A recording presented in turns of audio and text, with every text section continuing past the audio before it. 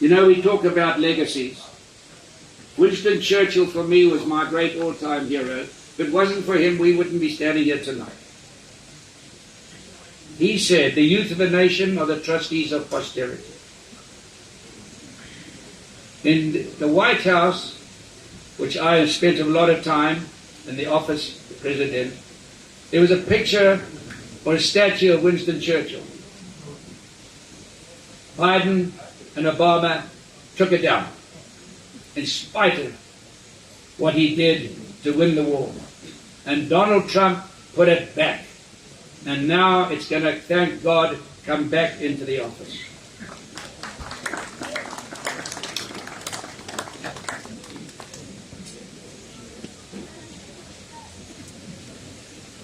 Do I miss the tour? You know, when you've had a feast at a table and you've had success, you've got to be grateful.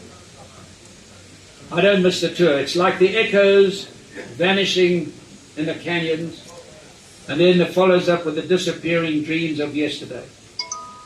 I was fortunate enough to be successful, and now, in my years to come, and the sun is setting, South Africa, as a small country, has done remarkably well, as our great Springboks, in every single sport, men and women. What they've done for this great country is, in an ambassadorial role, is incredible. It's nice to have these young pros. South Africa has produced 23 major championships, more than any other country other than the United States, and 10 senior major championships.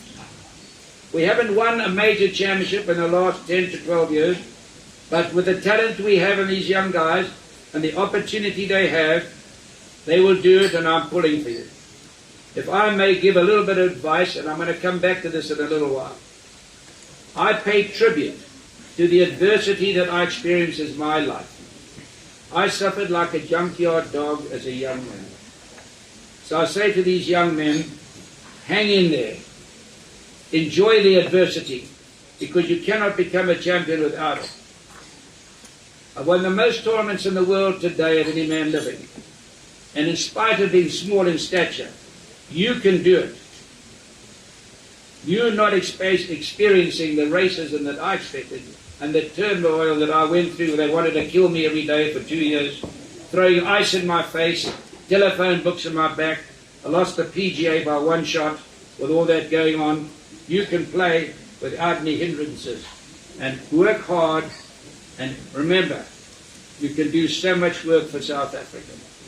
I want to say to Kenny, Dalglish and Dave, who played at Houghton yesterday, went to another golf course to raise money for us, to Pam and Neil, to all our trustees, to everybody. Your help and being here today is so appreciated. Gratitude. My heart is full with gratitude.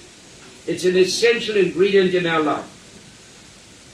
A small thing, I spoke to Lee Trevino last night. He said, you know, I just love South Africa. I love playing in South Africa, and I love playing at Sun City. And he says, tell any of your men that at the dinner tonight, if they're not rich, if they want to become rich, marry one of my 3 previous wives.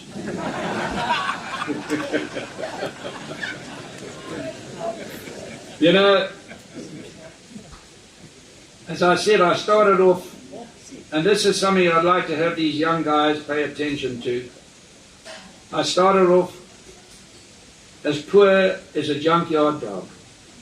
I had a pocket full of dreams, always full of dreams. A stomach full of empty.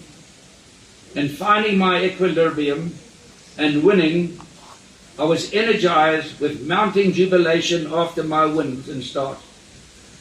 Made £30 a month at Kalani, so when I started winning it meant a lot. My determination, in spite of my size, to be the best, a hunger and a thirst is what is essential. If nocturnal would have hit balls most of the night, you have to have a passion. You have to sacrifice everything. The South African youth of today can survive in a racist-free society. And what happened when the way I got rid of that was to be kind in the presence of my enemies, not to fight back, as our great father Nelson Mandela said. To make a living on Mother Earth these young guys. Mother of all, and its seductive charm and charisma, simultaneously teaching a sense of innate fitness and fairness and courage. Being golfers yourselves here tonight, you can understand the naivety of a young pro golfer that ventures challenging and spiritual and physical at the same time. Something inexplicable happened to me all of a sudden in my mind. And I was winning tournaments, and I'm saying, why am I winning these tournaments? And the reason was that I was not choking. Now, Johnny Miller just put a story on the wires today that he choked a lot. And Johnny Miller was the best golfer in the world for 2 years. But I was not choking, and I said, why? What is it? What is the conclusion? And it was definitely because of the youth.